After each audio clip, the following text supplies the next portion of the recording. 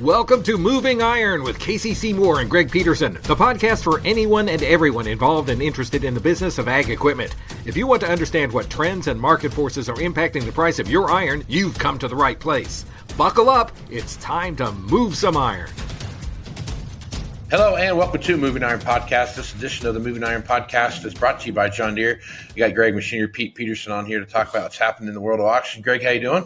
I'm doing well, Casey. Did you have a good Thanksgiving? I did, man. How about you? Yeah, I got stuffing, I got pie, potatoes, turkey. Machinery Pete was a happy boy. Yeah, you can't really beat that with a stick. It's one of my favorite holidays. There's obviously preparing the meal and those kind of things. There's some work going into it, but that's really it. There's no pressure outside of that. No gifts, no cards, no anything. You get to eat and watch football. I don't know how much more you could ask for in a holiday. So I'm a big fan of Thanksgiving. The only problem is if you got to watch Minnesota Vikings football, as I do, all of that good food sort of turns in your stomach. No, hey, it's all good. It's not our year. That's fine. We're like farmers. We Vikings fans. You got to be optimistic about next year. That's all we got. That's all you got. That's all you got. Next year is always the year. Sound like a Nebraska football fan. Next year we're going to win the national title. Yeah, those Hawkeyes kind of danced on them. They did. Hey, patience. It's I love Husker fans. I've been to a game down there a couple years ago, and their fans are awesome. So they just incrementally keep getting better. That's just one foot in front of the other, right? Something like that. Yep. Something like that. Patience is a virtue. That's a truth in business and sports, I think. Yeah, I think you're right. So, all right, man. Well, you had the week before Thanksgiving. Typically, it's a quiet week when you start looking at things. But this week was this year was a little bit different. You had some sales pop up, and that were some big winners, all things considered. Yeah, this year, you're right, Casey. November leading into Thanksgiving was very, very busy. The number of sales and really some nice farm auctions. Of course, we've talked last couple of months. Number of farm auctions and total auctions up on the magnitude of about 14.5% so far this year through October. A couple that caught my eye. One coming into Thanksgiving was November 20th out in Hilliard, Ohio. It was a really nice farm auction it was by Wilson National LLC. Really good auction company I worked with for quite a number of years. And some eye-popping numbers, I thought. On the planter side, they had a 24 model John Deere 1795, 24 or 20 inch that brought $295,000, which that's, as I scan our auction price data for the year, we've seen over 1,100 planters sold in 2025. That is the second highest 24 row auction price I've seen so far this year. Of course, it was like new 24 model. But Combine, I thought, did well for an 18 model S780. Given that it had 1,120 engine hours hard cash, that did $259 with no heads. And again, tractors with a little bit of age on them, if they're nice, boy, they're really strong. They had a 11 model, so pre-def, 8285R, low hours, 1,380 hours, so for $221, which that's the highest auction price on an 8285R in 21 months. And it's actually the fifth highest I've ever seen. So times are tough. But again, that 221, when you compare it to, it's a 1 or 2 year old one worth in that horsepower range, I think that's what people are looking at. And then when a nice one shows up like this, November 20th, 1,380 hours, you can see there was a bunch of people that wanted it at 221. Yeah, I think it kind of goes back to what we've talked about here. Like I've talked about in the past, when you start looking at the marketplace we're in right now, when you've kind of hit the bottom of this, when you start looking at some of that 5-year-old, 7-year-old stuff, and you start seeing what they're bringing and what that looks like, and you start seeing people like you're talking about here bringing some premium prices for those machines, that to me is just another one of those telltale signs that, hey, we're at a bottom and we're working our way out of it. And again, we've talked about this all year, and here we are again. It's just each week kind of gets building on week after week, and we're starting to see that kind of roll a little bit. As you start looking into the end of the year, I've seen a few of them pop up, but like, for example, Van Wall's got a big iron auction coming up here. I think the Monday, the 10th, I think, if I'm correct on that, something like that, whatever the 10th is. There's one in Boone, Iowa. They got some stuff coming up, but you're not seeing there's a lot of good stuff on that one, but you're not seeing a lot of big, massive auctions roll through, but you're seeing a lot of onesie twosie stuff kind of popping in and out of here and those kind of things. And some of the stuff you're talking about there, where you're seeing some retirement sales and those kind of things, estate sales and so on and so forth, move their way through. Still feels, but there's still a lot of activity. There might be, none of the big massive auctions that we're used to seeing this time of year, but there's a lot of smaller auctions with good stuff on those auctions. Yeah, I think dealers have learned a lot over the past number of years, and they're arcing back to, and you and I go back, we talk about 14, 15, 16, working out of that last downturn. You think back then, and there were, dealership events where it was a massive amount of equipment from that one dealership, whether you had 5, 6, 10 stores, whatever. And now, like you said, Casey, you'll see a lot of sales where a dealer will kind of sneak, I don't say sneak, but just, they put, dozen tractors out and maybe 4 combines and 3 sprayers and 4 planters. And again, from the dealer side, of course, you're hoping the auction prices would be higher. But I mean, I would feel pretty good right now if I'm a dealer, selectively putting some equipment out into this market at auction. And the reason I say that, it's just because this flow of data we're looking at. So, for example, 2 days after Thanksgiving, on this past Saturday out in New Bloomington, Ohio, people remember I was talking about the sale on the front end. It was Maddox Farms, Brad Maddox. I was able to get on the farm and do a preview with Ben Higgins Realty and Auction a couple weeks out, walked through the whole line. Brad was a big farmer, and he had a fertilizer operation. So he had a lot of big late model stuff, and he had some health issues. People wonder, well, why is he quote unquote retiring, whatever? Had some health issues. So what I was looking at was what all the 24 model stuff was going to bring. So he had a 24 model 9RX 640. It was a really beautiful machine. 297 hours, went for $525,000. Now, when I post that on social media, and I understand it, but a lot of people look at that and go, oh my God, that's incredibly soft. And that's incorrect, because we're talking hard cash auction. You got to write a check today. And that actually is the highest auction price all of this year on a 9RX 640. And on the same sale, they had 5 9RX 540s.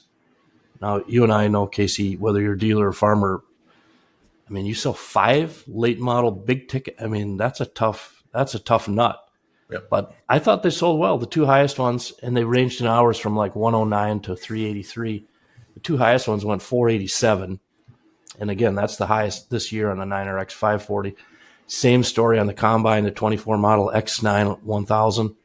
That had 406 engine hours and went for 520 with no heads. Again, you can look at that and say, oh my God, that's cheap. But that's the highest auction price this year on an X9 1000.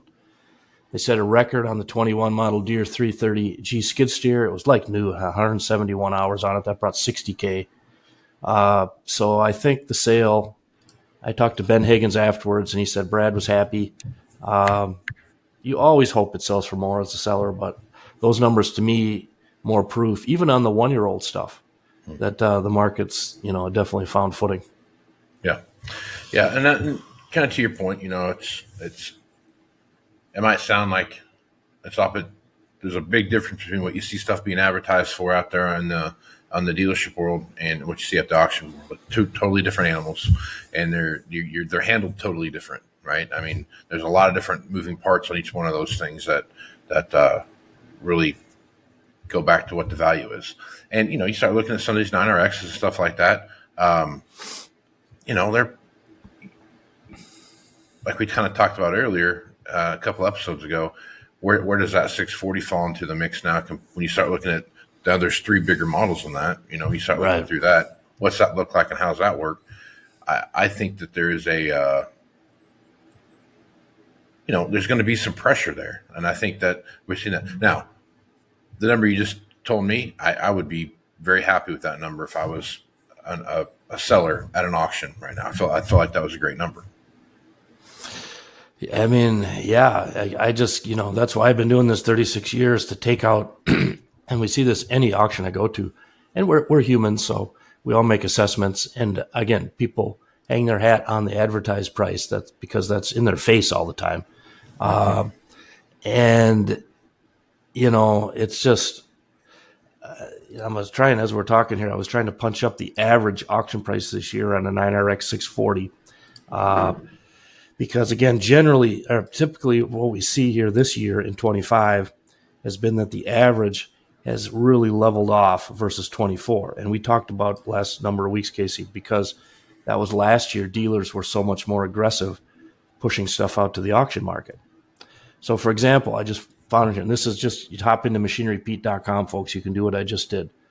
John Deere 9RX 640, so far this year, average auction price $476,786. Well, the highest is $525, the one that sold Saturday. The lowest is $394. Last year, average auction price $488,256.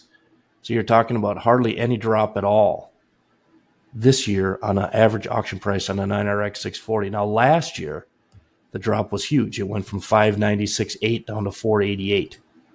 And that was because last year dealers were trying to get ahead of it. And, they did, even though they took those losses. That's why I say for those dealers now, I said sneaking or starting to put a few more pieces out at auction. It's a good time to do it. Really good time to do it. Yep. And if you're a dealer side, I think the trick there is, it's so hard to time any market. I mean, stock market, whatever. Yeah. And you sat in the chair, Casey. You lived it and put your head on the pillow at night trying to move used inventory for decades. Sometimes if you're a dealer, I don't think it's not good to wait too long, to wait for tons of confirmation that the market has solidified. Like once it's solidified, it's solidified. Right. And so from a dealer side, if I'm starting to put out a few machines into this market, I mean, they're delivering prices back that are better. They've held from where they were a year ago. And I don't know how much more as a dealer you could ask for that. And on the farmer side, this bleeds into the kind of the quote unquote warning or alert you and I've been talking about since early 25. Like, just be aware that this downturn is the backside is unfolding differently than anything I've seen before. It was a quicker point to get to the leveling off, stabilized values point. And so, again, these prices, if you'd have asked me 6 months ago how all this stuff was going to sell, I wouldn't have guessed this high. But, the market, these prices aren't wrong. People vote with their checkbook, and it's just reality. Yeah. And that's what it comes down to, right? And it's everyone gets a vote at this particular junction in time. So yeah. All right, Greg, as you look as what's going on right now, as you kind of look out there, what's inventory wise out there as far as coming through auctions, what's jumping out at you right now? Well, again, it's to me, I think it's a little bit like you said. Dealers are starting to selectively sort of go, oh, okay, and I think putting a few more items out onto auction market. We'll have to judge week by week, how the market absorbs that. And again, I'm not seeing it right now as this huge jump. I think we've got our hands full with the number of farm auctions. But it's interesting to me, Casey, as I watched the month of November unfold, because that's always a busy month. Farmers are very smart. They've been reading my jottings for decades. And it's just year-end tax, motivated buyers. It's a good time to sell, November and December. So yep. The number of farm auctions, and some of them are retirements, some of them are just downsizing, some of them are forced. It kind of doesn't matter, but it's just, there's a lot of really, really good used equipment. I mean, there was a sale Friday, day after Thanksgiving in Tennessee, Rutherford, Tennessee, sale by Top Tier Auctions. For example, they had an 08 John Deere 8530, 6,449 hours, but it looked just beautiful. And the hard cash it brought 161.7. And that's it's the highest auction price ever on a John Deere 8530 with over 5,800 hours. So again, I think it's like we talked about all the time, but the price of new being where it is, it makes that 17-year-old 8530, even though it's got 6,400 plus hours on it, it brought 161.7. That's good and strong money. So this is the trend I'm seeing. I don't really see anything to bump it off the track. No, January is a slow month, which to me is actually not a bad time to sell because you're not competing against as much. So if you have nice stuff, Right. your sales tends to stick out. Yeah. Sometimes all this blizzard of activity in November, December, I worry that how much can the market absorb? But I'm not seeing an overload at this point. So it's, again, that footing we found is actually kind of getting a little bit stronger. Yeah. Yep. There's a lot of, that's the best way to put it. It feels like things are getting stronger. It may not feel like it's getting stronger, but it's a slow climb out every time. It's a fast jump into the hole, right? But it's a slow climb out of it, and that's kind of where we ended up at. I would be curious to get your take, Casey. I'll set you up with something here, just on the volume of equipment, because I know you followed that more closely than anybody I've known on dealer lots for over a decade. So on social media, just this last weekend, as I was digesting turkey and digesting the Vikings getting shut out for the first time in like 20 years, whatever, the comments on social media, it's so interesting. Some people were saying, I drive around and boy, our dealers here don't have much used inventory. And so they're kind of noticing, wow, this is different. But then other folks, particularly up in the Dakotas, there seem to be a lot of comments, people saying, whoa, our dealers are the opposite. They're jammed. Mm-hmm. So just curious where we're at right now as we come to the end of 25 overall inventory-wise. What's your gut telling you, and based on where we've been before? Kind of looking at what's out there, we're back to like pre-COVID levels of inventory, right? So we got plenty of stuff out there that shows, combine numbers are up. I mean, they're back to where they were. Tractor numbers are back to where they were. You just kind of work your way through all of them, and the inventory levels are there. They're coming down month over month over month. Better than where we were a year ago. Would you say? Yeah. We're better off than where we were a year ago. Not by much, but we're better. We're better off than where we were. And I think if you were in like true large ag country, like true row crop, true big wheat country, those kind of things like that, there were a lot of machines that came back into the marketplace in 23. All those trade-ins came in, so they're kind of working their way through that. When you look at if you're more in cattle and hay country, those kind of things, they are not nearly as ramped up as right. Other places are, because it's just stuff's been moving. Yeah, stuff's been moving, and whenever grain prices are up, cattle prices are down, right? And so when they flip back around, then if they're in cattle producers over the last couple of years during this cattle boom that we've seen, weren't buying equipment. They're kind of starting to come buy some stuff now, but they were getting loans paid up, buying more cows, looking at how do we expand more pasture land, those kind of things. Like a lot of that stuff was being in play right now, long before equipment. And I think that's the other thing too that's maybe has changed a little bit in the marketplace from the aspect of where the movement of stuff is. When I first started doing this, where equipment fell on what I'm going to do with my money this year on the farming operation was like 1 or 2, and now you start looking where equipment's at. It's barely in the top 10 anymore. You're like 6, 7, 8, in the frame of going and buying stuff, because they're looking at, of course you're going to pay down, get the bank taken care of. You're going to look at how, if I'm growing my operation, inputs, yada, yada, yada. And then you finally get down to equipment. And that's been driving some of that market too.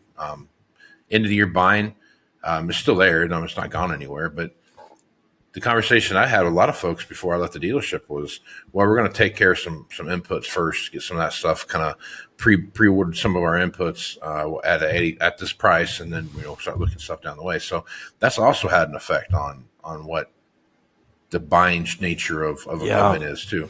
So okay, I got one for you, Casey. I'll just when we haven't to listeners or viewers out there, Casey and I have not talked about this before we were recording, so I'm just putting him on the spot, but. Excuse me, fighting a little cold here, but okay. So dealerships, generally speaking, have got much, much larger.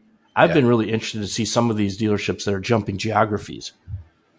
Different, so I'm in the Southeast, but now I got 10, 15 stores in Ohio, or, I got some in Kansas and I got some down south.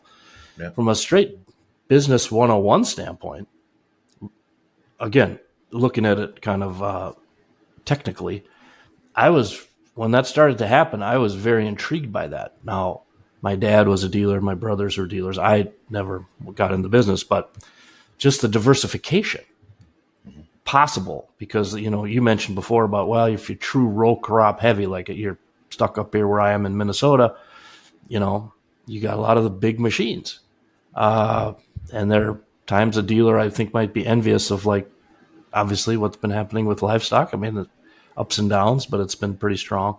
Now, I know that said, there's logistic challenges managing a dealership with massively different footprints and culture, Midwest versus South.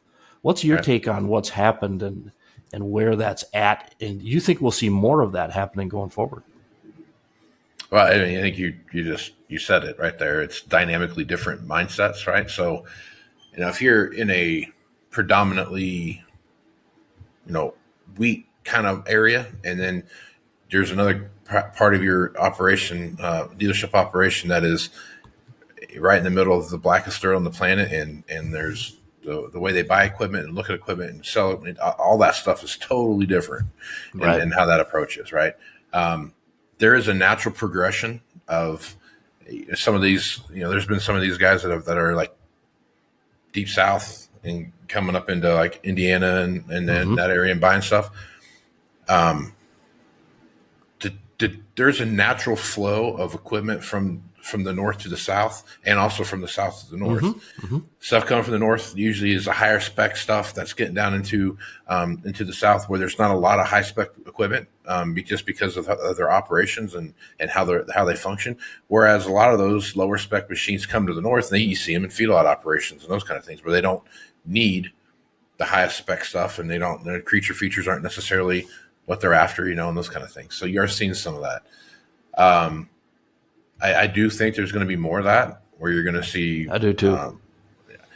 Just from a manufacturer's perspective, having one giant behemoth in the middle of all that has its pros and cons, just like it had. There's pros and cons just from stuff jumping around and things. But the culture thing is the biggest aspect of that. Right, it's the biggest driver in that, and biggest challenge too. Yeah, there's enough culture problems with neighboring people that come together, much less states apart. So it's as you watch these things come together, there's going to be more of that, and they're going to continue to push this through. And I think one of the big things about this is, whether you're for or against the size of dealerships and how they grow and those kind of things,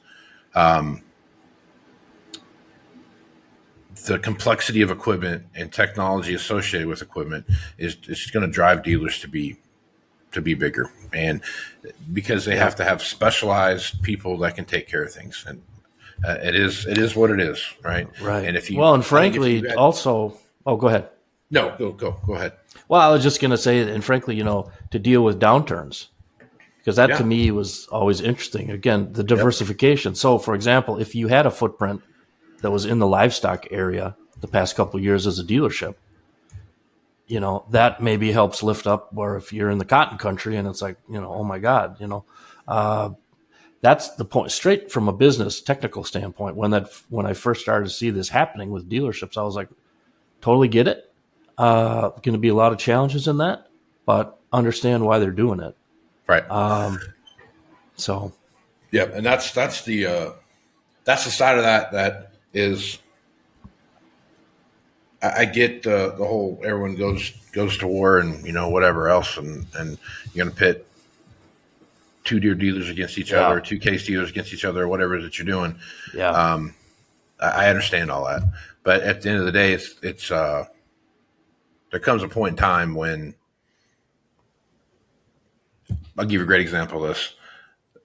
There's a dealership that I worked at, and there were two farmers that kind of were in the same area. And there's about, we had, I can't remember how many stores we had at the time, but 4 or 5 of the stores that we had, all these two guys kind of could call home. Right. Right. And they did back and forth, back and forth, back and forth. They were all individually owned and operated dealerships. Sure. Sooner or later, someone's going to be out of just pure attrition. There's just going to be the one that's left, right? And they're all going to just continue to get bigger. And the point of getting bigger and the point of doing that was take care of that customer better, right? Yeah, and ultimately, I think I read all kinds of stuff on social media about, man, it was so much better when I had my local dealership because I could go talk to ABC, right? And I get that. Yeah. I totally get that. Believe me, I totally get that. But there's a point where, from a business perspective, do you want a specialist taking care of these complex issues that you see on these machines, or do you want a jack of all trades that kind of knows a little bit of everything and kind of sort of make sure everything sort of runs right? You can't expect one person at a dealership, because most dealerships, even the biggest dealerships, like the single store dealership, 40 employees, right? And you're going to have 12 or 15 of those are technicians, and 3 or 4 of those guys are sales guys, and you got some admin people, and you got parts people, and those kind of things. And you're expecting a person to know everything there is to know about every piece of equipment, and it's just hard. Yeah. It's just hard to do. Yeah, we could probably, if we could open this up to listeners, this segment could turn into like a 12-hour segment, Casey. And it would turn into a long segment that would be filled with emotion. You'd probably need a little editing skills on the profanity that might flow around. But like you said, I get it. I totally get it, man. You're preaching to the choir here. I get it. I totally get it. But at some point in time, there is do you like that technology specialist that comes out to your farm and helps you do those things?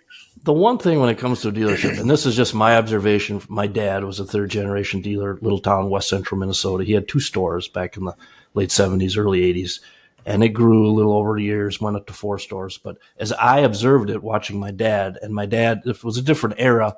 My dad's 88 now. They didn't come home, and guys just didn't talk business with you. Kept it inside. But It occurred to me that what the business was, yes, you're trying to move this big, high-priced iron to help, obviously. But I always thought the business of being a farm equipment dealer was personal with your farmers. Right. And the dealers needed their farmers at that time in their areas to be as viable and as strong as they could. But just as much, the farmers needed their dealers to be healthy and responsive to what you need as a farmer. Right. Now, as these dealerships have gotten bigger, and maybe it's not fair for me, I never sat in your chair. So it just, to me, seems like that's the opportunity, whether a dealership has 10 stores in 5 different states or 50 stores, whatever. But can you effectively connect with your local farm? You have to take care of them, and they need you. And like you say, the dealerships have to invest in their people. And I know that's often said on the dealership defense, like, well, yes, you don't have as many stores to compete, deals off of, but we're investing in the people to take, as long as it's the farmer judges it to go and get up, they're taking care of me. That's the equilibrium. Now, as a dealer, that's what I'd be running towards, because I think there's competitive advantage. However you get there, if you can get your dealership to be perceived as, we maybe have a boatload of stores, but we're doing everything we can to take care of Joe Farmer. And when you get there, and it ain't easy to get there, and it ain't easy to stay there, but that's where that's where your profit margin is going to start beating the heck out of your competitors from the dealer side. Because why? Well, it's just because you're treating your customers better. So, well, I think so too. Like you've talked about too, the consolidation on the dealership side that people want to talk to and point to. That same consolidation is happening on the farmer side. Everything is that way. And if you go back 20 years and look at how many potential customers that a dealership in a area had compared to where it's at today, it's not the same number of people, right? It's just not the same number of people. And so as a dealership, I get torn both ways on this, right? But but I get it from both sides, right? I understand it from both Yeah. sides, and I get it and totally understand on both sides why the whole thing is the way it is, and the conversation that's there. I think, Casey, this makes me think of something you said, I think, a couple of weeks ago. And I know it came from the chair you sat in on the dealership side, but it's so much more important now from a farmer's perspective to be proactive, whether it's your lender or the conversations you have with, maybe it's, the two big dealership groups you're working, whatever. But you can't sit back. So to me, a lot has changed and a lot is going to continue to change. Now, I'm older than you, so by rights, I could be more grumpy about change because I don't like change. But you know what? That's exciting about change is whether you're a farmer or a dealer, is change equals opportunity. Now, that's why farmers, again, they just don't get enough credit for leaning into all the technology changes. And these are difficult things that they're having to deal with across the board, but they're good at it. Yeah. And the best dealers are good at it too, seeing opportunities. How can we be better? And that's America. Still, with all our faults, if you can be better, that tends to win in the market. Yeah. And that excites me, even though change is difficult. It's like, let's roll up our sleeves and let's get after this thing and let's win today. That's America to me. That's right. Yeah, and that's exactly where it's at. And there has to be a level of proactiveness when you're looking at anything, any business that you're in. I don't care if it's agriculture or you're making widgets out somewhere in some factory. Proactively looking at what my needs are and what my thought process is and where am I at and what's it mean if I spend another $10,000 this year on repairs? Like, what's that look like and what's that mean? I mean, it may mean nothing, right? But it may mean a lot too, if you start looking at that. So I don't know. I think there's just having that conversation with whoever you need to have that conversation with, whether it's your crop advisor, your sales guy at the dealership, your technician that you work with at the dealership, whatever that is, whoever those people are, bring them all into your operation and have that conversation with them. If it's the dealership, bring in the sales guys and the service manager and the parts manager together and say, here's what I need to have happen. How can you guys help me do that? Right. And you work your way through that. They're not going to sit there and not be for you, because like I told my wife when I started looking at different positions when we left Wichita, I was like, we're not going to find a dealership someplace in downtown Chicago that wants to sell combines. That's just not going to happen. Yeah. Because there's a select group of people that want to buy your stuff, and every dealership needs every customer to be that big, small, or otherwise, to make that work. And it's then the relationship. It's a relationship thing. I mean, you want a strong dealership to help make sure that your farm operates well. Though that dealership wants to make sure that you have a strong operation, because they need you. You're the only customer base they have. Right. There's not like some other industry that's going to come in and buy used combines. It's farmers. That's it. Right. Okay. This episode again, folks, I'm just lobbing these things at Casey without any prep, but I'll from my side, I'll just wrap with one more thing. As I travel the country, going to these auctions, we're filming for our TV and YouTube and stuff. Most of it's small towns. Okay. And when I visit with people if it's a physical auction, I will, I want to listen. I'll be like, hey, tell me about New Bloomington, Ohio, or, DeGraff, Minnesota, whatever. Mm-hmm. And I often ask them, how many dealerships did there used to be in town? 20, maybe 2,000 people town. And the people, they smile and you can almost see them looking back in their memories. They go, oh, we used to have 5. And they'll say Oliver, Case, Ford, and now now they just got to 1. Now, if you take this, and again, farmers had to deal with that change over the decades. Okay. One thing is I look at the far end of the rainbow that concerns me a little bit with what's happened with the dealership consolidation and we understand why it's happened, like we've talked about. Who's going to be the buyer of an 80-store dealership? Right. Who's the next buyer if you got 30 stores, 50 stores, 80 stores? Who's going to buy it? And that, and whenever that would be, whatever form, I think the ag space, you obviously hear about it now with farmland. People talk about, keep China out, and we totally get where that's coming from. But on our little world of the farm equipment side, it's like, I just wonder 10, 20, 30 years down the road how that's going to play out. I don't know. But to me, it's something that, because even now, if you've got like a 50-store dealership, you've got the principals who are ag people, generally speaking, came from a 4-store and 8-store. They kept their dealer people. Ain't many people going to write a check for a 50-store dealership from ag country. Yeah, so I think about that a lot, right? And the dealership count, the store count of these dealerships is it's something that I think will be addressed as these years go on, right? And I think there's going to be a lot of situations where mobile service is going to get to be a bigger deal. We're starting to see it move in there now, but you got to remember that there's a dealership and there's a 50-store conglomerate, right? Big, huge, massive thing, and there's a store right in the middle of that dealership. Well, that at one point in time, that was the western edge or northern edge or southern edge or eastern edge of some dealership. That's some time, right?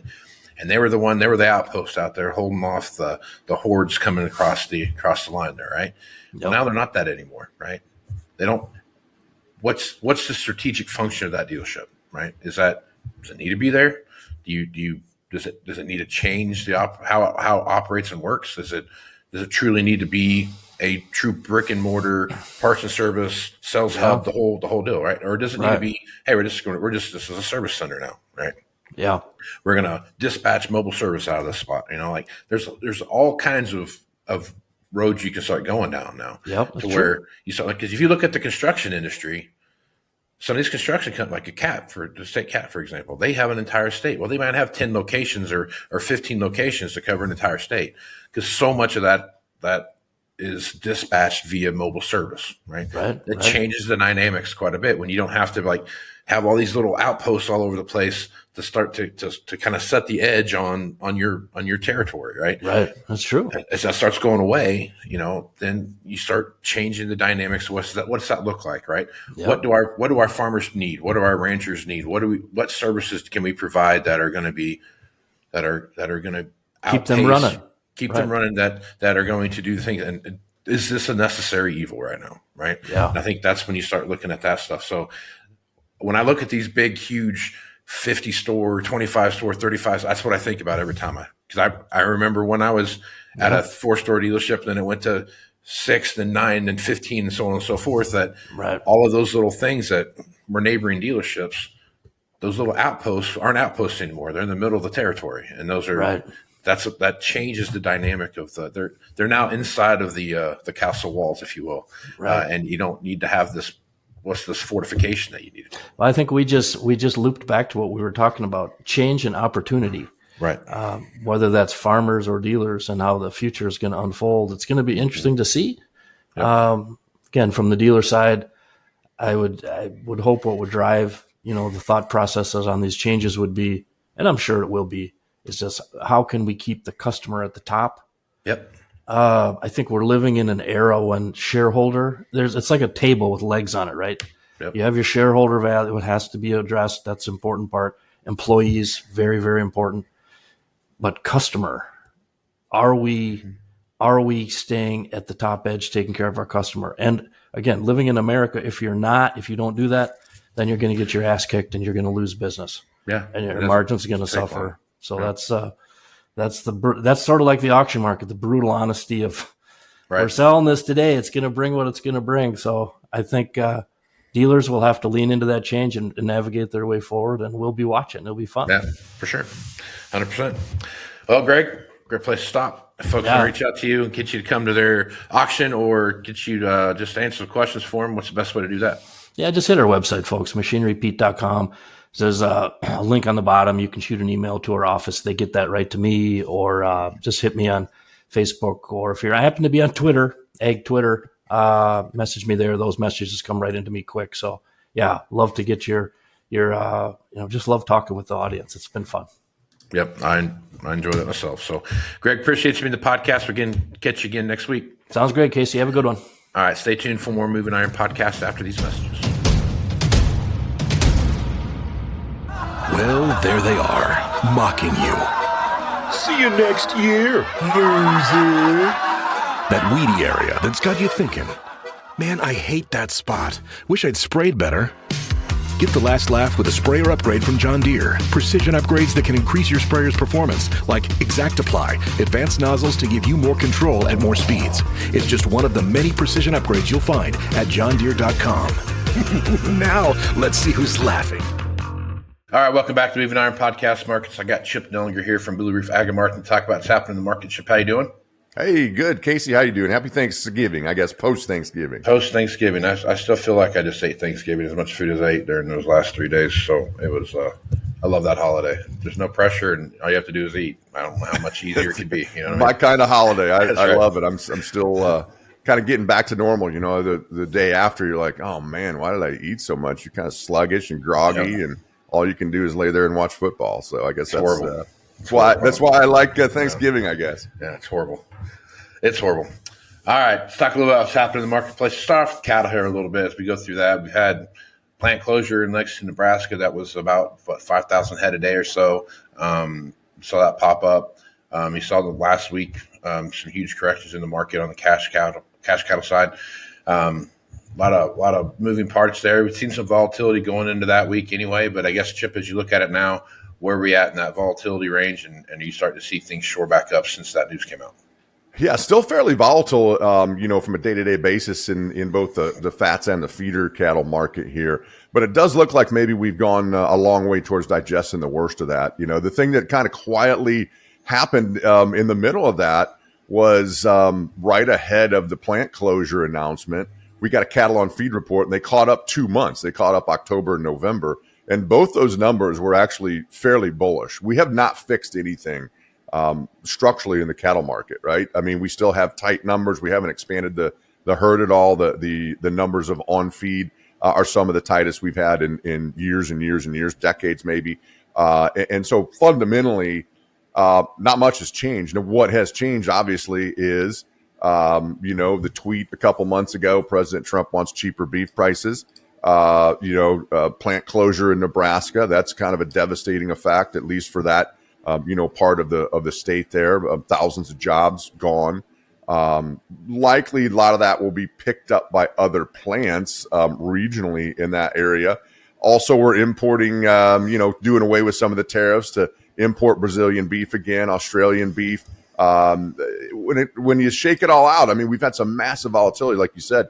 Live cattle markets broke, $40+ off the high.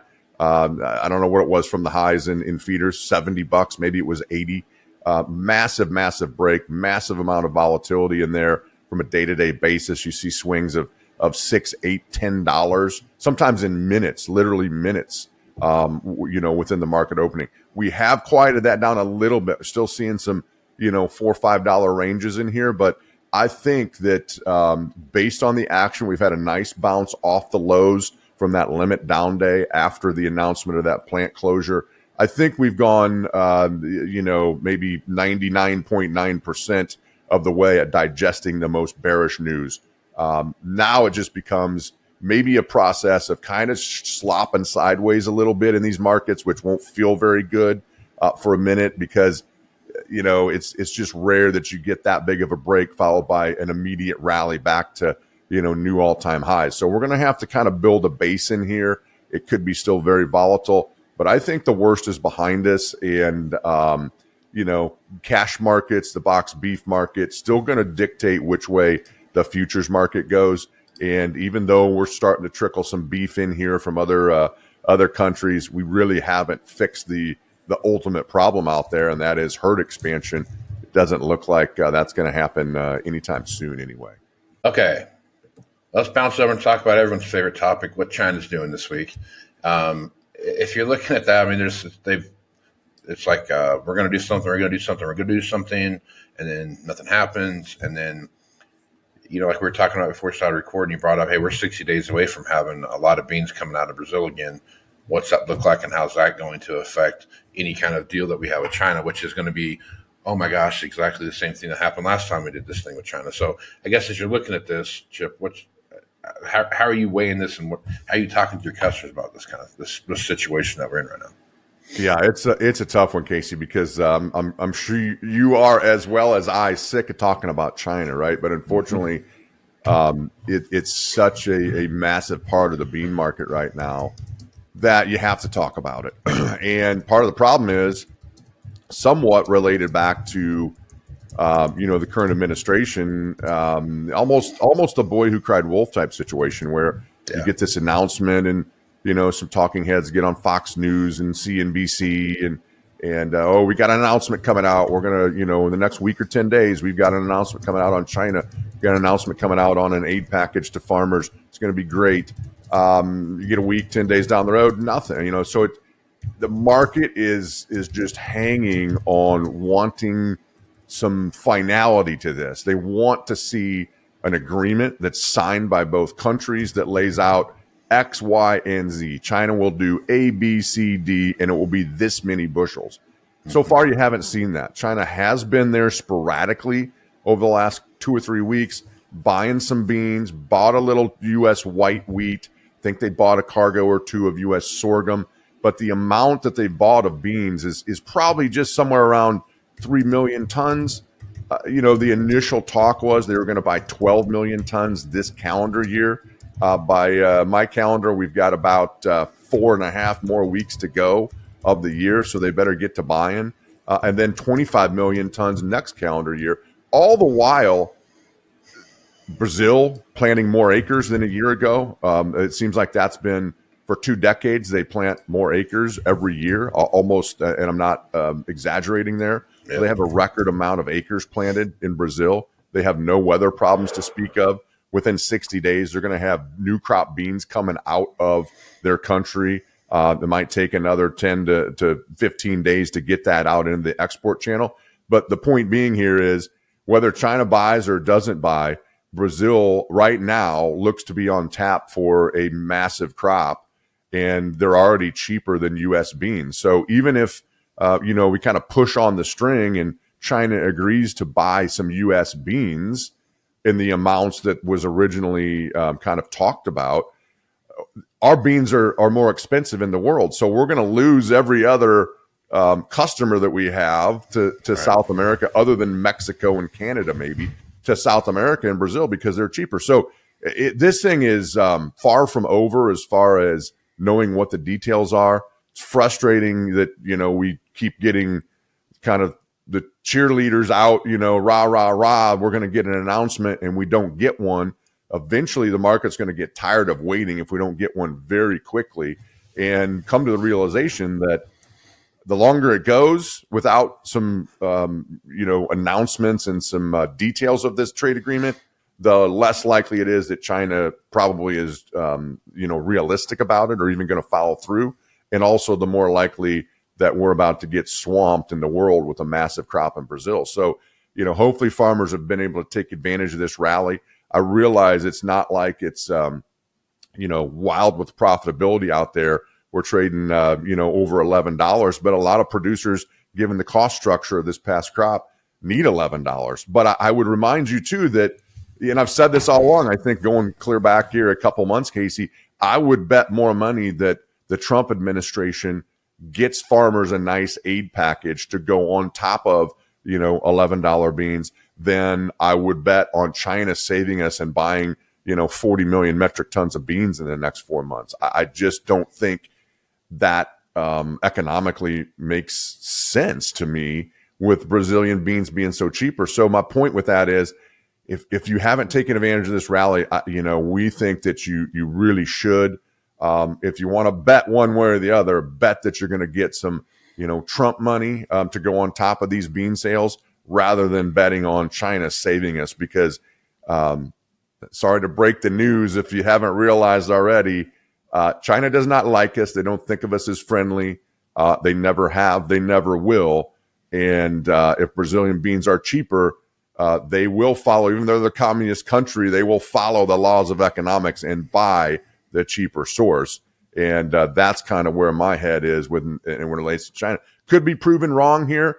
Casey, in 3 hours, they could announce a massive trade deal with all the details. But the longer it goes, the more I question whether it's even going to happen at all. And so that's a scary process. Yeah, and you're 100% right. No one knows what's going on except for the people that are banging away at this deal. But when it walks like a duck, quacks like a duck, and flies like a duck, it's probably a duck. And it feels a lot like this is the exact same thing we went through last time we did this. China came up and they're dragging the feet, and all of a sudden they came in about a few things here and there when there wasn't Brazilian beef, Brazilian corn, Brazilian soybeans, Brazilian whatever. Then they came to the United States and bought the stuff, and it's the same concept. Nothing's going to change, right? They're gonna soak every bean that they can out of Brazil before they come to the United States and buy it, and that's no different than any other year, right? No, and it's more so now, Casey, and they very quietly, China has over the last 10 years. I don't know the exact amount, but it is multiple tens of billions of dollars they've invested in infrastructure in Brazil, fixing roads, fixing rail lines, fixing river terminals, ocean terminals, putting a ton of money in the infrastructure of Brazil in order to get those beans. And very quietly, a couple weeks ago, CONAB, which is kind of the equivalent of the USDA only in Brazil, it's such a massive growing area. They don't maybe have quite as accurate of information as maybe what the USDA does, but they projected 177 million metric ton bean crop in Brazil. Now, Mother Nature is going to dictate, whether that's close or not. But if you crunch that out, it's something like a 6.4 billion bushel total production. We're raising 4.4 billion bushels here. So they could end up 2.5 billion bushels more than what we produced as a country this past year. Point being, that is a lot of beans. That's not talking about Argentina, Paraguay, Uruguay. They also raise beans in those countries as well. But just Brazil, you could potentially, some people have said it could be 180 plus million metric ton crop. That's knocking on the door of 7 billion bushels. That is, to me, a mind-boggling number, even if it's towards the low end of that. 6.2, 6.3 billion. Yeah. That is a tremendous amount of beans they're going to put out on the world market. And, China or no China, we've got some issues here. I think that, barring a massive turn for the worse in their weather over the next immediately, like right now, it turns and gets hot and doesn't rain for 40 days in Brazil. Beans face a big uphill battle just because of that potential massive supply that is about to hit the market here within, starting probably within 60 days, but for sure 90, 120 days out, it's just going to be a sea of beans that are $1 or $1.50 cheaper than U.S. beans, and that is the real problem I see in the bean market over the next few months in here. Whether China buys our beans or don't. If they don't buy our beans, obviously that's a bigger problem. Even if they do buy our beans, there's a lot of beans that are about to hit the world market, it appears. Yeah. Yep. And that is that's the problem that we're going to see. It's a real problem. It's going to be a problem. All right, Chip, let's talk a little bit about what's going on over in the crush markets. You've seen some good margins. You see really some good, supply coming in from the soybean marketplace. We're seeing that as a kind of a bright spot there for soybeans. As you're watching this market, Chip, what are your thoughts? Yeah, that is probably one of the bright spots, right? And we had hoped all along that, the renewable diesel market and some of these, the biodiesel side of the equation would help with some domestic demand. And it really does appear that is happening, and that's a bright spot. Now we're still waiting, some more confirmation and a couple of the dominoes to fall on the EPA side, and that's always a scary prospect when you're waiting on the EPA to help us, because historically they've not been the farmer's best friend out here over the last couple of decades. But more and more of these crush plants, these biodiesel plants, are coming online. One of the most recent crush reports was by far a record, right? The industry's trying to have to kind of recalibrate things because always before, you get a monthly crush figure up in the 180, 185 million bushel range. That was a big month. This last one, we blew the doors off of 200 million. And so you look at that, that's by far a record number, but we've also added a couple plants along the way. So the industry's trying to figure out like how big is big on, the monthly crush report as we're bringing these plants online. But the bottom line is it is good, right? I mean, that is one thing that's probably a bright spot on the demand side in the bean market is crush capacity is increasing. If we got a couple more dominoes to fall in the right place from the EPA, things could really get really good. Now, I would caution everybody, though, it's not a one-for-one, bushel for bushel offset, right? If we lose China, the crush that we're adding from the renewable diesel side isn't going to be enough to offset every bushel we lose from China, but it will help, hold the demand base together. So very good signs from that aspect. Again, the EPA is going to, dictate some of this, and that's always a little bit scary to me because it's been a disappointing history of losses that have come from the EPA side of the equation. But, maybe with some of the personnel that are in there with this Trump administration, they're, going to take a little more pro-ag type of a stance out there. But that remains to be seen for sure. Yes, it does. All right. Chip, appreciate you being on the podcast. If folks want to reach out to you and get more information about what you're doing over at Blue Reef Ag Marketing, what's the best way to do that? Yeah, best way is just give us a call here. Our main office in Morton, Illinois, it's 309-550-7213. You can also check out our website. That's a new and improved website, Casey. It's www.bluereef.ag. So check us out if you can. Give us a call. Be happy to chat with you about your risk management plan. Yep, and you're going to be out the Milk Conference doing a piece for U.S. Farm Report, right?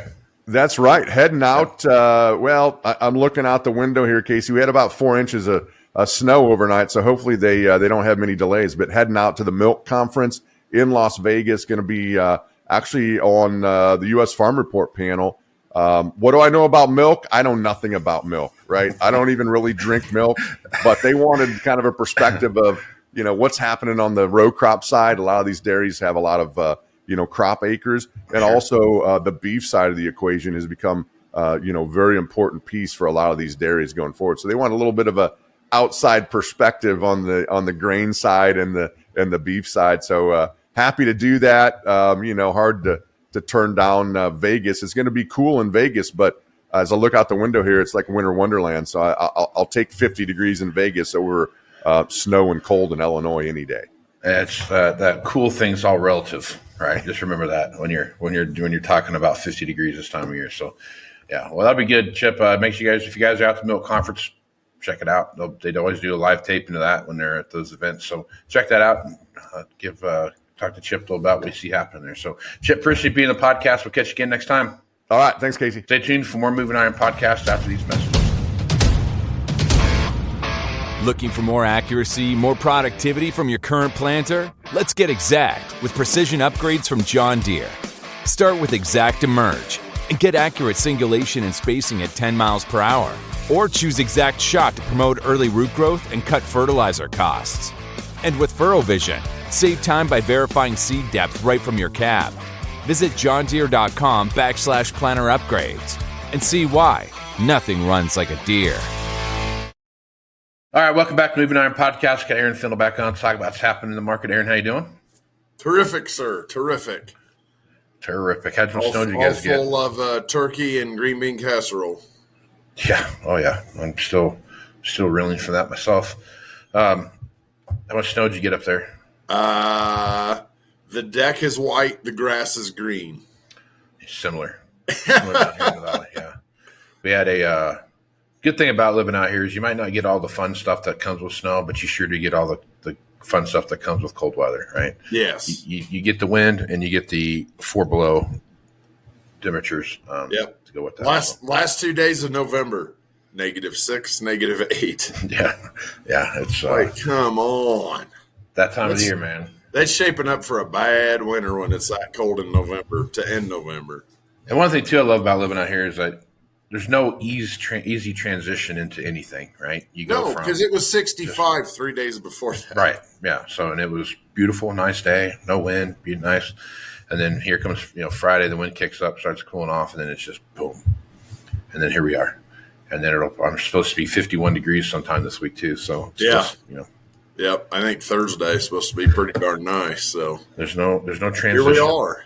Yeah, good times in the Panhandle. We're in All right, first man. winter. That's right. Yeah, first winter. We got 4 more to go, then we'll be done. All right, let's talk a little bit about what's happened in the marketplace. Here we are at the end of the year. 1st December. This is typically we have about 2 weeks of anything that's really going to get done, and then it kind of starts to kind of taper off towards the end of the year. Looking at where we're at right now, feels like there's some activity still. Again, no one's getting rich. We're just kind of cleaning stuff up. It's all based on dollars and cents right now. That's what's driving the marketplace, like we've been talking about. We've been seeing things, but it is hemming up. But there is plenty of demand out there. As you're looking at this, Aaron, what are some of the stuff that you're seeing? Like, what's selling hot right now for you? What are people looking at? Like, what are the things people are out there trying to get their hands on right now? Well, first of all, I would Real quick, say though, on Black Friday you had the buy one get one free tractor deal, right? And then you had no, Go-go? I had Okay. a healthy reduction. Now, if you do the math to where 8Rs were once advertised, if we would do like a 3 tractor, that would probably be a buy 3 get 1 free. But yeah, it'd be pretty close to that. Yeah. No. As a nitwit throwing a dart at a board and taking a guesstimate, that end of year have to buy-in, it's legit. It really is true. Yeah. Everybody I've talked to in like the last 2 weeks, it's a have to. We haven't done nothing for 2, and it's like the whole farm. Right. It's 2 tractors and a combine, 3 tractors and a sprayer. Working with lots of guys that's exactly what they're talking about. And the first thing they said, man, we haven't done nothing for a while. We missed the boat when everybody else jumped in, and now we're sitting here with old stuff that we got to do something with. Well, yeah, you think about when this started. I mean, if you go back and do the math of when the market started to contract, it was late 2022, when you really started things happening. It was 23, 24 that really drove the market down. But it wasn't gumdrops and candy canes like everyone's trying to make it out to be the second half of 22. Exactly. And these guys, what they're trading, what everybody's got that they're trading in is that stuff that was 5 to 10 when the run up and scarcity and overstock 18 months all happened. Right. And then they're sitting there like, oh, well, don't do nothing now. What are we going to do here? Right. So, by the time you miss that 8 to 10 window, and now we're here, it's jumped into the 15 category. Right. Yep. So he moved from 5 to 10 to 10 to 15, which all those guys are like, I know that's gonna be a hit. Everything's so expensive, that's gonna be a hit. But my personal opinion with them waiting, it's better they waited till now, I think, than to have jumped in at last year's, whatever we call last year's year end. Right. Little bit that was there. Because as a national market, I feel like everybody's getting more on the same page. There's, what's funny to me, you had your, say, group of 10 dealers or so of the big dealers that, bam, right away, jump on the auction world and get rid of this stuff, and then we're going to refocus and move forward. And they did that, and it hurt so bad, and then everybody goes, now what do we do? Right. Because this stuff still isn't moving. And then at the other end of the spectrum, you have, well, let's hold on to it and see what happens. Let's play it out, kind of come up with our own stuff. Reprice. Both ends of that spectrum are getting, not quite yet, but getting to that same middle ground where the buyer can then go, okay, here's where we're at. Yep. And they've heard Greg say and Casey say, hey, we've hit a bottom. In fact, there's some strength back in high horsepower row crops, which I see all day in the marketplace, because that, back to your first question, that is the number one thing guys are calling on is 8Rs. Right. Not, here's the kicker, still not sub 500. Yeah. 5 to 15. Yeah.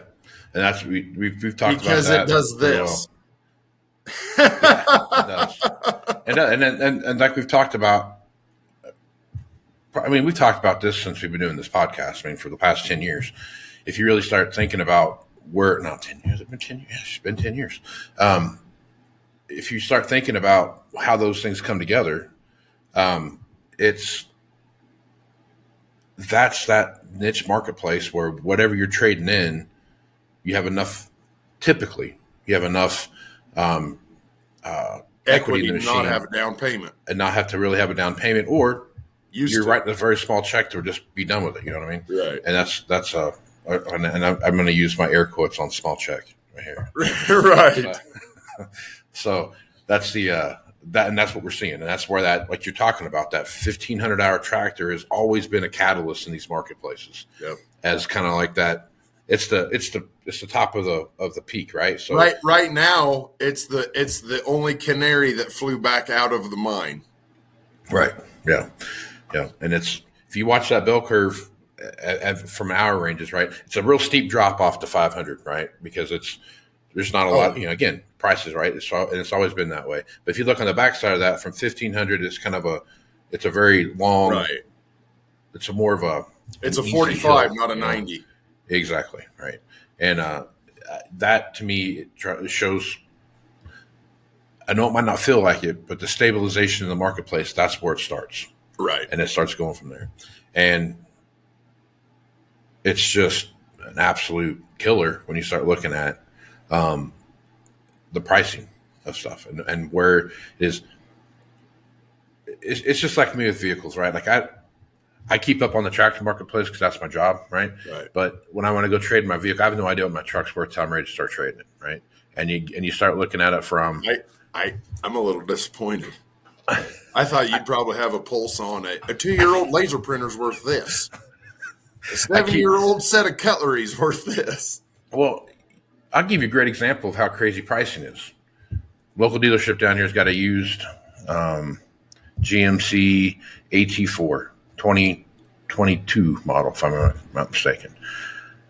It's got 153,000 miles on it, and they still want $35,000 for that thing. It's got how many miles? 153,000. And they want what?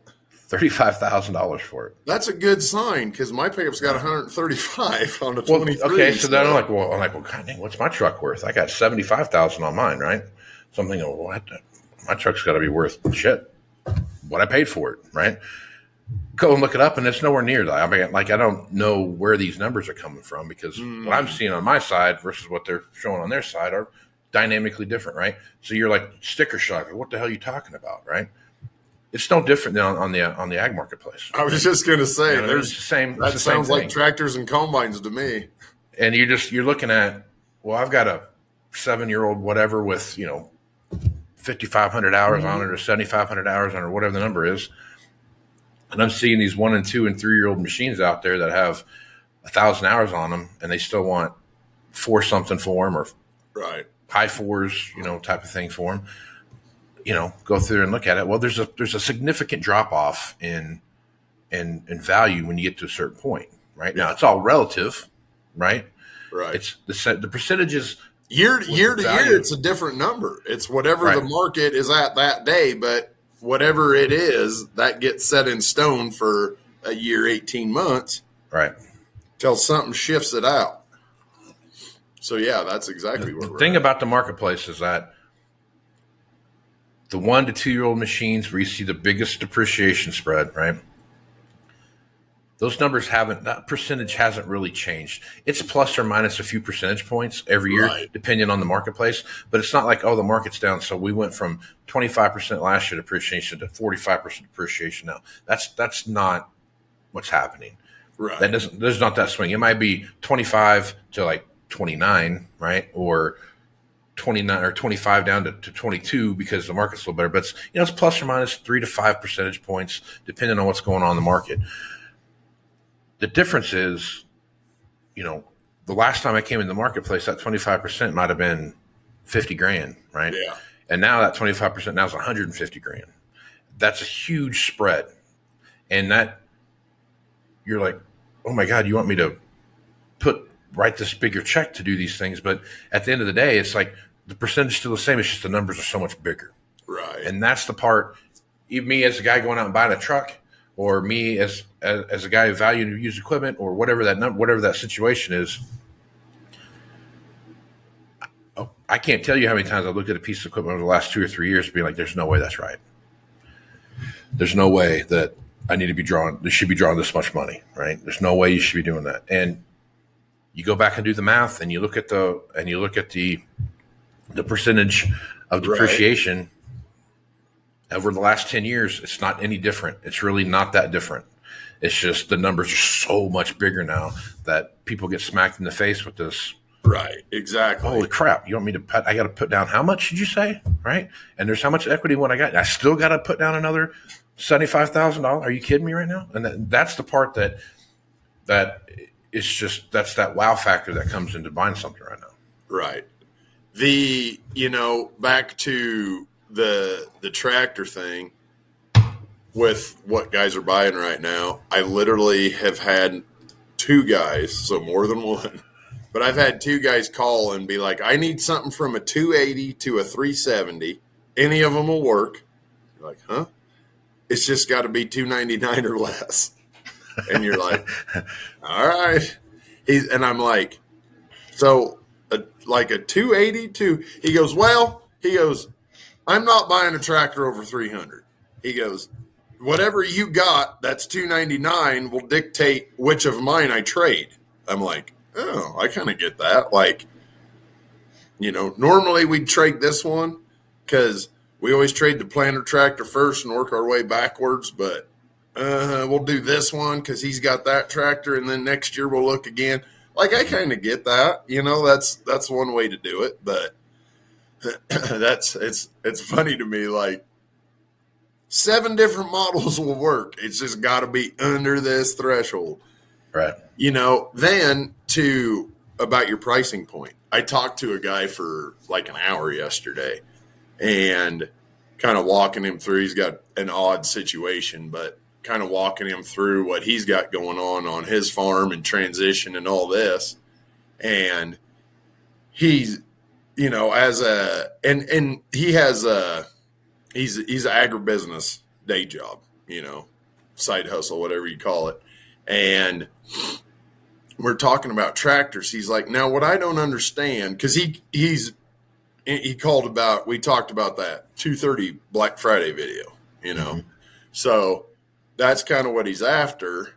And as we're talking about it, he's like, now he goes, you can find the older series with more hours for more money. Why is that? And I said, everything starts off with a new and there's downward pressure. I said, and really, when all of this started, none of those 8Rs were back yet. And we had all the 8,000 Rs and they doubled in price overnight because there weren't any. I said, so as you get a little reality set in, the problem is it's not nearly enough.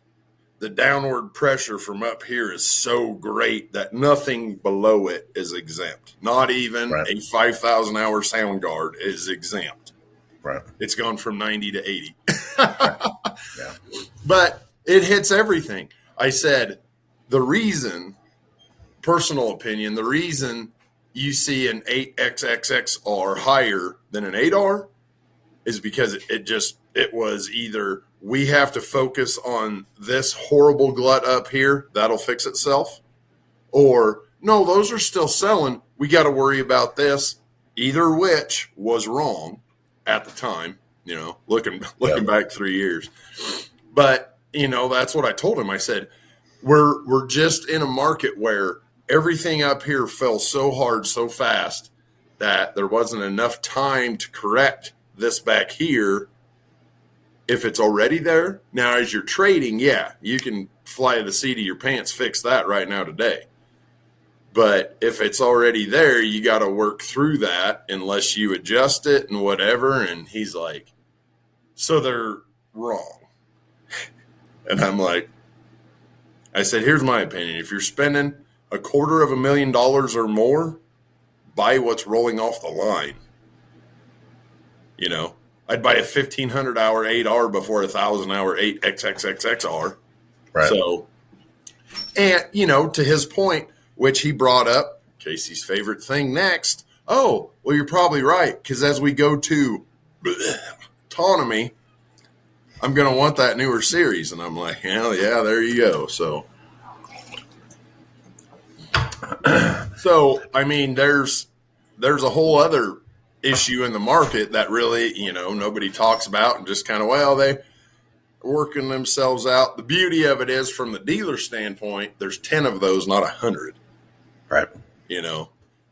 Which is also why they didn't get the focus and attention and all that. And they've taken care of themselves since 2008.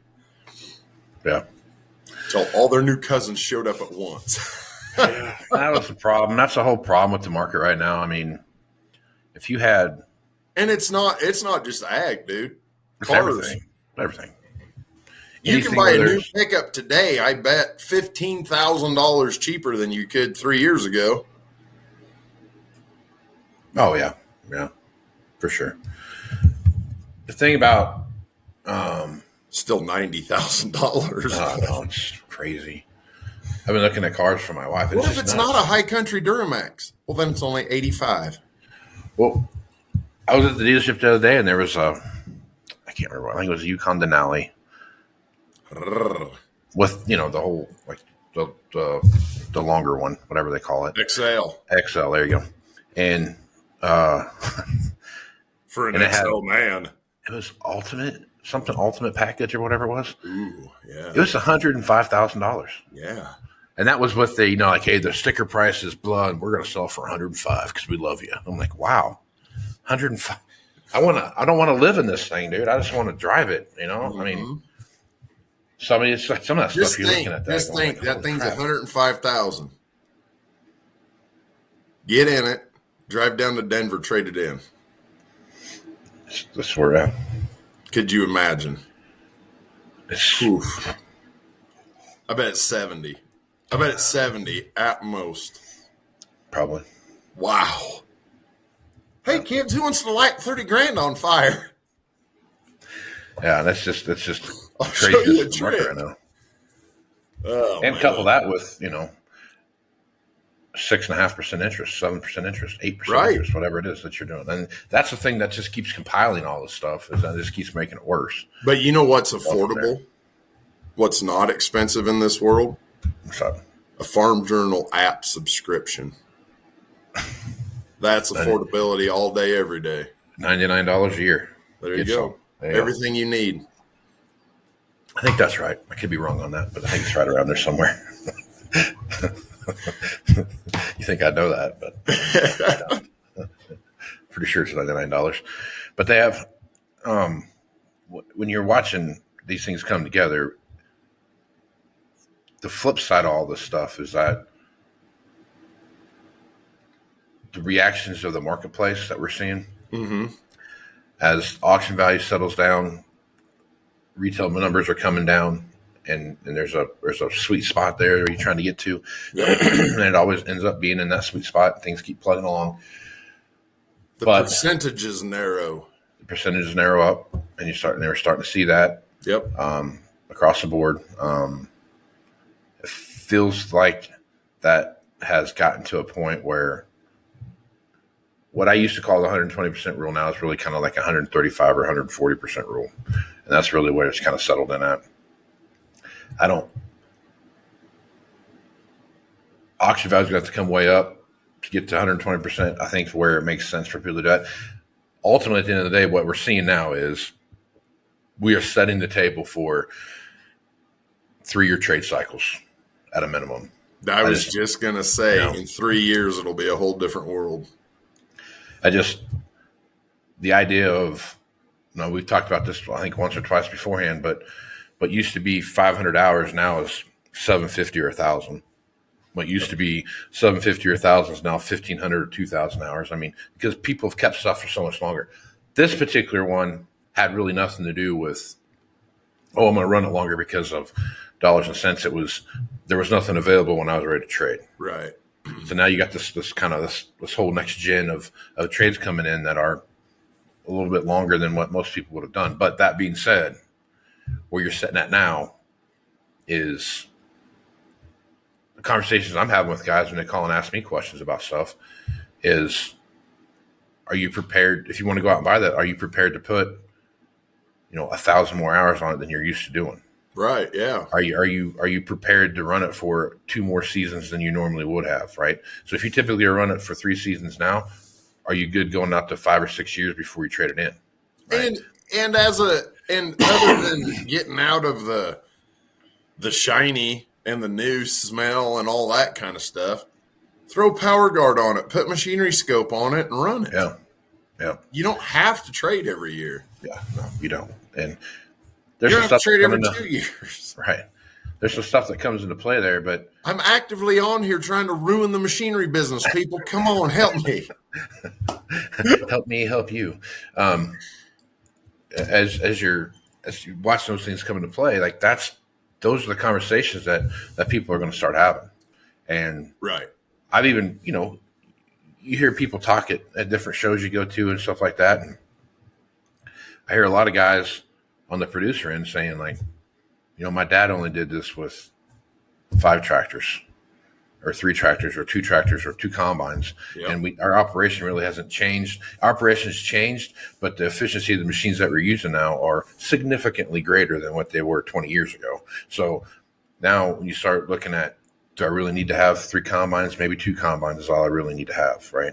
Do I need to have 6 tractors when I really only needed to have 4, right? So those conversations are starting to happen. Do I, instead of running them for 250 or 500 hours, may I run them for 750 now, right? So instead of 5, I'm going to go down to 3 and put more hours on the machines I got. Like you're hearing those kind of conversations take place. Oh yeah, I've dealt with that. Guys that really shocking with for it to happen in this environment, other than exactly what you said.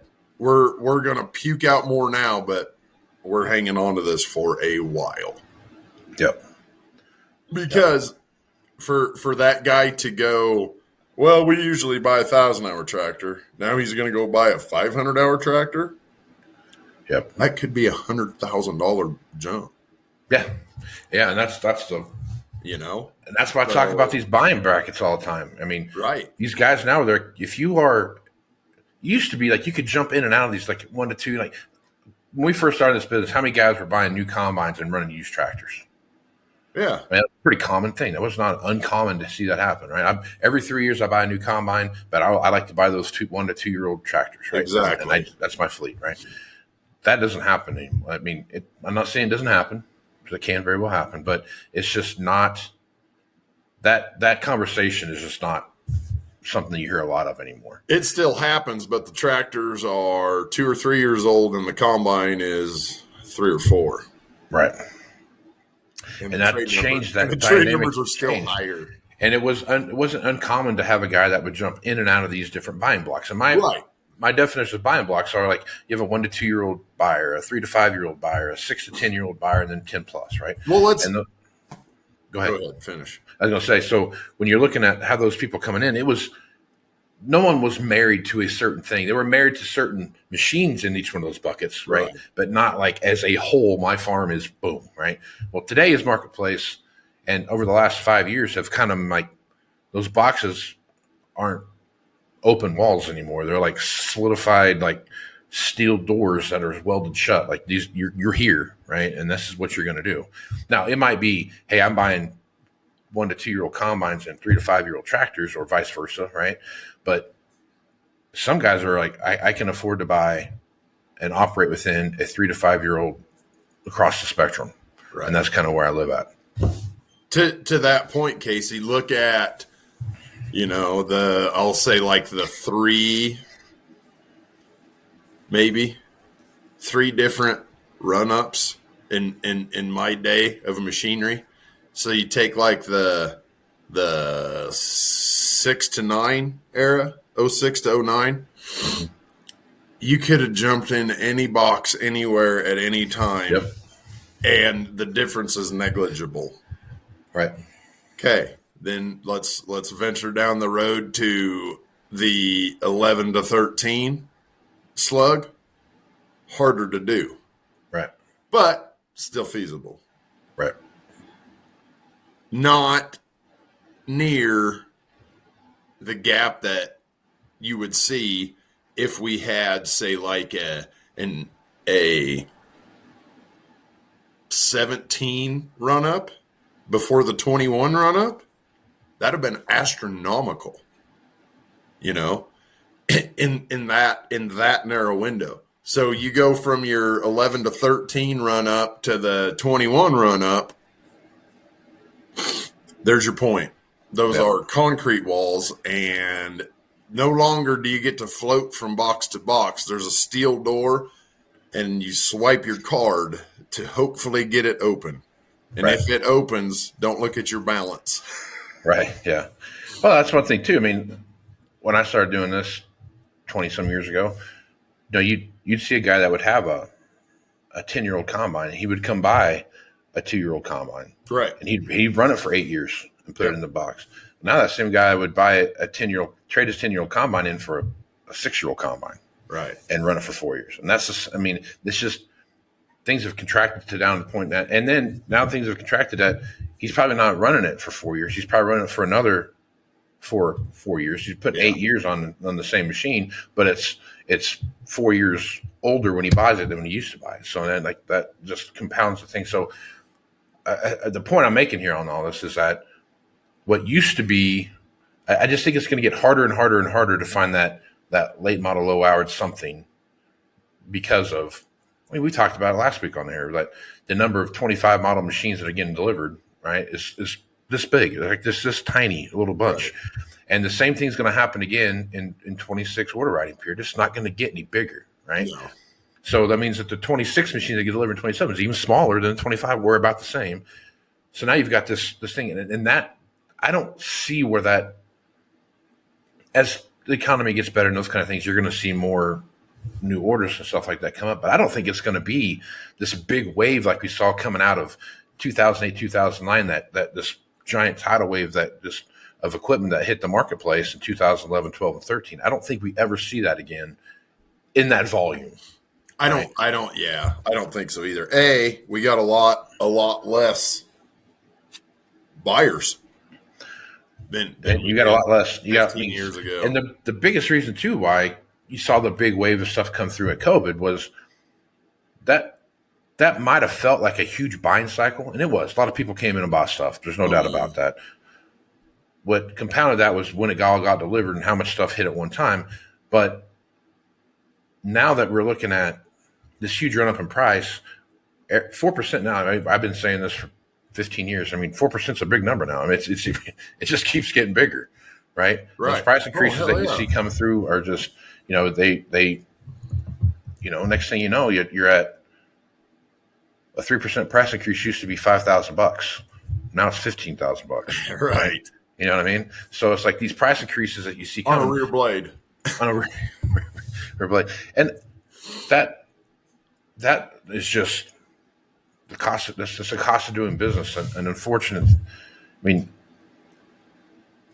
If price increases didn't happen, and I'm going to get hate mail for this, but if price increases didn't happen, I'm starting mine now. Hold on.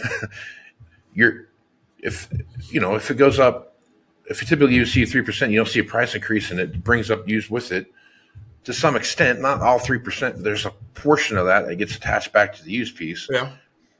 If you don't see those things increase just because of inflation and everything that's going on with currencies right now, if you don't see that, when you go back in to do it again, the inflationary aspects of your money as I think has gone up, that's actually gone backwards probably 6 or 8%. Yeah. Just because of where it's at. You know what I mean? So not only that, everything like that. Right. So it's just the farm value itself. I mean, it all trickles down. Yep. And now there's a breaking point somewhere in there, I felt like I think we felt that breaking point a couple of years ago, but there's at some point in time, an alternative shows up that drives prices in a different direction. Right. And is that upgrade kits? Is that autonomous things you're going to reuse your machines, do different things with them? Like, right. What does that look like? And I think that's right. But I think that's what we're talking about, right? What's going to drive down the price of equipment is the amount of time of which someone keeps something. Yeah. Right. So if you're a manufacturer and you're producing a lot of stuff, there comes a point in time to get people to come back to the marketplace. There's 2 ways you do that. You incentivize that, right, with programs. Yep. Right. Or you change your pricing structure, right? You have an XLT, Lariat, King Ranch, and Platinum or whatever the models are, right? That's when you start looking at those kind of things as they move through the cycle. That's the reason why when you go buy a car, there's 67 different trim packages to pick from. Right. Because they hit every spectrum of things that they run through, right? And the manufacturers say, well, you can, your specs are this, that, and the other thing. Well, if you go back and look at how specs have come through the marketplace, what's standard today used to be an option somewhere down the line. Sure. You know what I mean? I mean, like, the reason why crank windows aren't a thing anymore is because people quit buying them when power windows came out. And more vehicles got power windows. So finally they said, oh, cool. Well, it looks like everybody wants power windows. So guess what? That's a standard option now. Yep. We can now charge you more for your vehicle. And it's the same thing on the tractor side of the thing and combine side of the thing. Sure. That, all these different things that were once an option, are now standard equipment. And that's not wrong. That's just like why it is what it is. People want this, so we're just going to package it in there now. Not only that, but an 8R410's an 8960, man. That gets lost in the shuffle too. An 8R230, the baby 8R. That's why I said that on that Black Friday deal. Everybody, oh God, that's tiny. It's an 8300. Right. Yeah. Once upon a time, it was, we don't need one that big. Right. Yep. And that's the world we're in, bro. It's the evolution of everything, right? Everything evolves, right? And now we're talking about. Last week we talked about. Now we're going backwards to 10-foot robots everywhere. So hammer down. Well, last week what did we talk about? How is a 900 or a 640 horsepower tractor ever going to survive now? You know what I mean? Like we're talking about 640 horsepower, right? And we're talking about. Well, I don't know. How's that going to fit in the market now? I mean, it's not it's just kind of in the middle of the road now. And we talked about whatever you're pulling with the 830 should have a deed. right. Yeah. It's on zip. And you have to go through probate court to get rid of it. Right. Yeah. But that's evolution stuff, right? I mean, how many times I used to watch this all the time at the dealership, those old John Deere Day videos. And I can't remember what tractor it was. It was a black and white deal. And but it was auto reset on the 3-points. And it showed them going through a ditch and the 3-point was staying where it should be. And the guy driving it was like, I don't know how they could ever make this any better. Right. This is the greatest thing ever. How could they ever improve on this? This seat has a whole inch of padding. An inch. And I watched those videos and all that stuff. Even the guy that had the scarf over his face on the combine run because he's been eating Milo dust for 6 weeks. He's in his mind like, this can't get any better. I don't know how this could possibly get any better. Right. I don't know if I had something in front of me, maybe a box or something around me, maybe that'd be all right. But I don't know how it could get any better. It's just and everything just keeps plugging along, and the creature features that make things more comfortable, and make things more durable and last longer. Like all these different things just keep keep coming into play. And somebody's right now is looking at a combine that drives itself and self-adjusts and does all the stuff that it does, thinking like, I don't know how they can make this any better. Well, someday there will be something out there that makes that combine look like such an arcade. Oh, that was so cute. Look I at don't that. like it when you say things like that. I find it offensive. Well, it's just a simple thing like the SoundGuard cab, right? My machinery geek heart cannot handle such kind of discussions. Think about the SoundGuard cab is a Oh, great yeah. example of that. Hell yes, that was man. the greatest cab ever to get invented, right? And now that if you have a SoundGuard cab now, it's like it's so loud in here. Like I don't know, like I'm ready to pull my hair out because it's so loud inside I here. can't stretch my legs You know? out and put my feet up on the little pegs. And, I mean, it's like and stuff like twist that. sideways in the seat. Yeah, and little things like that just Yeah, show. you can. I'm 6'6" and I do it. it's just those little things that keep coming along, and you look back on that stuff like that was so cute back then that people thought that was great. Power Look shift. where we're at today. Yeah, little things like that. All those little nuances that come into play that change the market dramatically are now just a footnote in history of, oh, wow, well, that was a stepping stone to this, right? Yep. You know, we're 5 iterations from that now, and we've got infinitely variable transmissions. The 8R 30th, 8000 series 30th birthdays this year. Yep. That's crazy to think about too, right? 30 years. Yep. And a lot has changed. Yep. I remember when they came out, what? That armrest, that is never going to last. Hell, that thing's all little bitty switches. That ain't going to hold up. Send that to a feedlot for 30,000 hours. A lot of them there, still running every day. Still So running every day. Yep. For sure. it don't just have to be levers banging around. It That's works. right. That's exactly right. Well, from my cat days, I remember when the M series motor grader came out, and everything was joystick control, and no more. You didn't have 15 levers anymore. The number of guys are like, you guys, I'm going to go out and buy every 140H I can find because I'm not doing this. This is ridiculous, you know. And here we are. You know, I think everything's got a joystick in it now. I don't think anything's got levers on it anymore. Ugh. So it's just the world that you live in. So Well, things Grangers don't progress. even have a steering wheel. Yeah, it's all joysticks, dude. Yeah. That's crazy. But Ugh. what used to be, oh my God, this is never going to work, to, I don't know how, I'm not really ready to go back to the way things were, right? And I love square body Chevy pickups, but I don't know if I don't want to drive one every day. I have one, and I hate driving it to town. And it's nice. It is a really nice one. But, dude, Shadron's 50 miles away, you know, and I drive it up there so the kids can have it at homecoming and all that kind of stuff. That's miserable. It's miserable. Your Cruise has like a 20-mile-an-hour variance in it. And, Right. Oh, God. Yep. It's just it's what you get used to. Right. And as technology and Like, and I would advancements rather and stuff- sit in a 7810. I can't afford a 7810. So I sit Right. in sound guards. There we go. Right. Yep. There you go. Okay. All right. Good spot to stop. Aaron, folks want to reach out to you, get more information about High Plains Wholesale. What's the best way to do that? Well, tell you what, you can catch High Plains Wholesale specials, stills, and videos on Facebook. Brain went blank. On Facebook, we got a page. We got a TikTok account. Put them videos on there.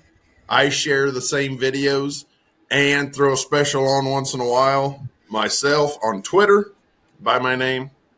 And you can catch me on Facebook and LinkedIn.